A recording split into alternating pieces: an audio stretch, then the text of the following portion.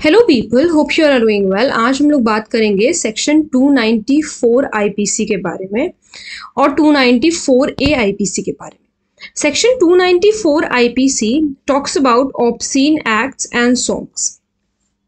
ठीक है, obscene acts और सॉन्ग्स के बारे में ये बात करता है।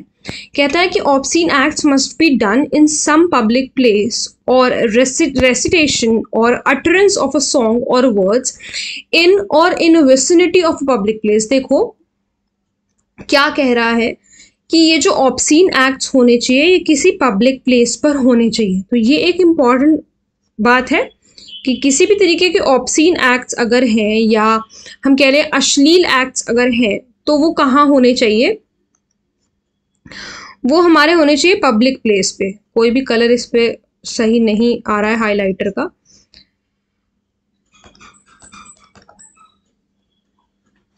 ओके चलो ठीक है, जो भी है ऑब्सीन एक्ट्स जो है हमारे वो पब्लिक प्लेस पे होने चाहिए। और इसका रेसिटेशन, कोई भी अगर अटर कर रहा है कोई वर्ड, कोई किसी तरीके का रेसिटेशन कर रहा है of a song or words in a vicinity or a public place तो punishable है under this offense, under this section। Annoyance होना चाहिए। देखो अगर पब्लिक प्लेस पे वो कुछ कर रहा है और वहां कोई है ही नहीं तो, या किसी को अनोयंस कॉज नहीं हो रहा है, देखो ऐसा तो नहीं हो सकता कि अनोयंस कॉज नहीं हो रहा है तो ये, लेकिन फिर भी एक इम्पॉर्टेंट पॉइंट है कि अनोयंस आपका कॉज होना चाहिए, ये जरूरी है। ठीक है, पनिशमेंट जो हमारी होती है इस सेक्शन में वो होती है 3 महीने की, या फाइन हो सकता है या दोनों चीजें हो सकती हैं, यानी कि 3 महीने की ईदर इम्प्रिजनमेंट। ये यहाँ पे वर्ड ध्यान रखना, ये ईदर इम्प्रिजनमेंट है। ठीक है, तो दोनों में से कोई भी इम्प्रिजनमेंट हो सकती है, और फाइन और both. Okay, let me check कि यहाँ पर ईदर इम्प्रिजनमेंट है या नहीं है। मेरे हिसाब से है ईदर इम्प्रिजनमेंट। हाँ, ईदर डिस्क्रिप्शन की इम्प्रिजनमेंट है, तो वही हमारी बात है, चाहे वो सिंपल हो सकती है या रिग्रेस हो सकती है।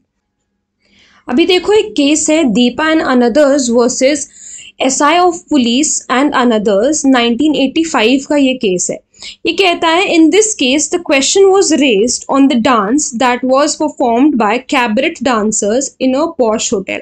एक पॉश होटल था, वहां पर कुछ कैबरेट डांसर्स परफॉर्म कर रही थी।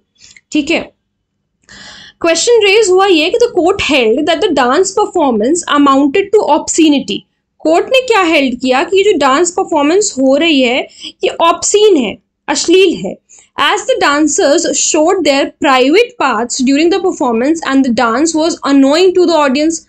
अब आप खुद बताओ कि अगर प्राइवेट पार्ट्स कोई भी इंसान शो कर रहा है परफॉर्मेंस के दौरान, ये भले ही परफॉर्मेंस है या मान लो किसी पब्लिक चलती फिरती रोड्स पर ही अगर कोई इस तरीके की हरकत कर रहा है तो वो ऑब्सीनिटी में आएगा कि नहीं आएगा।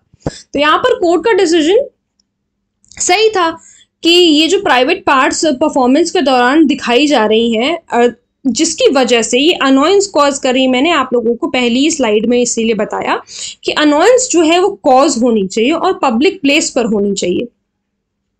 तो किसी भी तरीके का एक्ट भी हो सकता है या फिर कोई सॉन्ग का अटरेंस भी हो सकता है।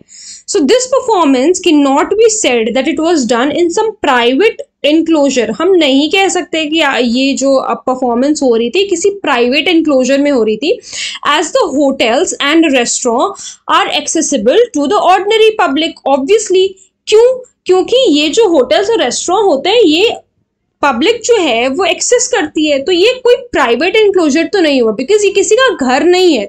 ठीक है, ये कोई होटल है या कोई रेस्टोरेंट है which is accessible to the ordinary public. That is why this is punishable under section 294 IPC. This showing of private parts in the name of dance performance is obscene. Okay, now the second case talks about the state of Maharashtra versus Joyce Z alias Tamiko. Bombay high court ने इस case में decide किया कि जो cabaret dancers perform करती हैं, दे performance, यहाँ पर आप परफॉर्मेंस कर लो या एक मिनट, कैबरेट डांसर्स परफॉर्मेंस कर लो। ठीक है, यहाँ पे परफॉर्मेंस कर लेते हैं हम, ये परफॉर्मेंस हो जाएगा, fall under private and enclosed places.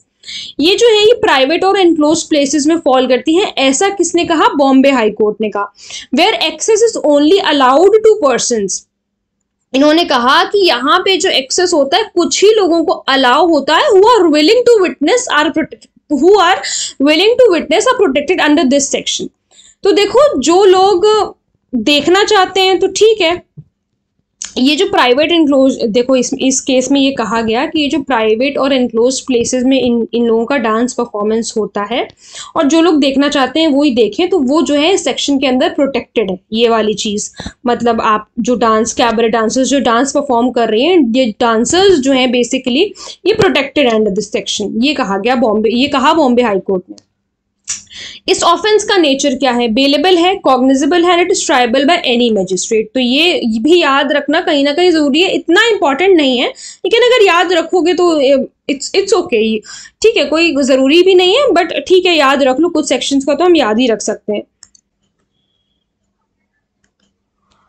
फिर हम बात करते हैं सेक्शन 294A आईपीसी के बारे में। Section 294A IPC keeping the lottery office के बारे में बात करता है।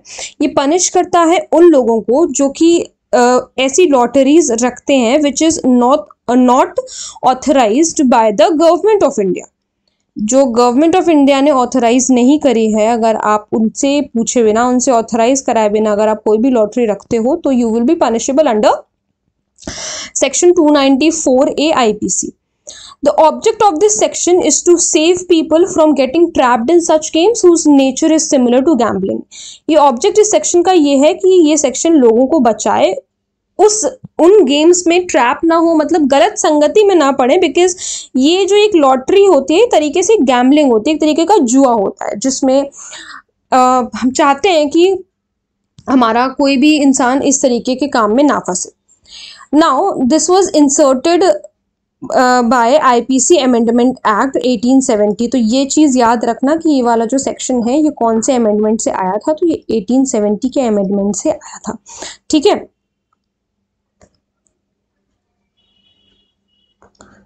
फिर उसके बाद बात करते हैं पनिशमेंट की। तो इसमें जो पनिशमेंट है वो दी हुई है। The first point of this section says that if any person keeps any place or office for the purpose of drawing such lottery that is neither state lottery nor it is authorized by the state government. ये ना ही तो एक state lottery है और ना ही वो authorised है bye the state government. तो ऐसे इंसान को इधर ये जो मैंने लिखा है इम्प्रिजनमेंट है, ठीक है, अप टू 6 months और फाइन और बोथ। तो ये जो है इम्प्रिजनमेंट हो सकती है 6 महीने की अगर आप वो ऑफिस रखते हो उस प्लेस पर, और वो जो लॉटरी है वो स्टेट लॉटरी भी नहीं है और ना ही वो ऑथराइज्ड है बाय द स्टेट गवर्नमेंट। तो 6 महीने की इम्प्रिजनमेंट हो सकती है, सिंपल या रिग्रेस, या फाइन हो सकता है, या दोनों चीजें हो सकती हैं। The second point of this section penalizes the publication of any proposal related to lottery that is not authorized by the government. अब अगर आप किसी प्रपोजल का भी पब्लिकेशन कर रहे हो एक ऐसी लॉटरी का जो कि गवर्नमेंट के द्वारा ऑथराइज नहीं किया गया है, तो फाइन लग सकता है ₹1000 का। इसका जो नेचर है नॉन कॉग्निजेबल है, बेलेबल है, नॉन कंपाउंडेबल है, it is tribal by any magistrate. अब हम लोग कुछ प्रीवियस ईयर क्वेश्चंस देख लेते हैं। तो सबसे पहला क्वेश्चन है punishment for keeping lottery office has been provided under. ये जो पनिशमेंट दिया हुआ है लॉटरी ऑफिस का, ये कौन से सेक्शन में दिया हुआ है? तो ये दिया हुआ है सेक्शन 294A IPC में। Uttering obscene words near a public place. अगर आप ऐसा करते हो, अगर आप ऑब्सीन वर्ड्स किसी पब्लिक प्लेस पर अटर करते हो तो 4 ऑप्शंस हैं। Is not an offence, is an offence under section 294 subsection B IPC, is an offence under section 290 IPC, is an offence under section 292 subsection 2B IPC। तो यहाँ पर क्या है? It is an offence under section 294B IPC, ठीक है। ये हमारा KGS 2011 में पूछा गया क्वेश्चन है। दूसरा कहता है, तीसरा जो हमारा क्वेश्चन है वो कहता है which of the following is an offence under the IPC। इन सब में से जो है कौन सा ऑफेंस है? यहाँ पर पहले ही आपका आंसर में टिक लगा हुआ है बट इट्स ओके। देख लेते हैं क्या ऑप्शंस है। Keeping an office for the purpose of drawing lottery not being, यहाँ पे ये पता नहीं क्या है, ड्राइंग अ लॉटरी होगा, ये एंड लिख किया है, drawing a lottery not being a state lottery. B कहता है ये पनिशेबल है, हम जानते हैं। Receiving profits from a business which the person knows is for making obscene books to be sold, ये भी आपका जो है पनिशेबल है।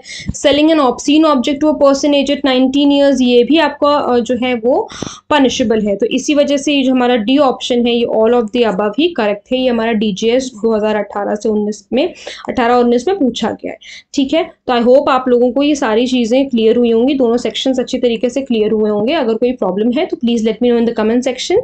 और नोट्स के लिए आप मेरा टेलीग्राम चैनल देख सकते हो, उसका लिंक मैं नीचे डिस्क्रिप्शन में दे दूंगी। वैसे कम्युनिटी पोस्ट पर भी उसका लिंक है, तो आप वो चैनल ज्वाइन कर लो, तो आपको जो आप जितनी भी वीडियोस मैं बनाऊंगी उसके सारे के नोट्स आपको मिलते रहेंगे। कोई डाउट है तो please let me know in the comment section. और अगर आप किसी टॉपिक पे वीडियो देखना चाहते हैं तो वो भी प्लीज़ मुझे ज़रूर बताइएगा। Thank you so much.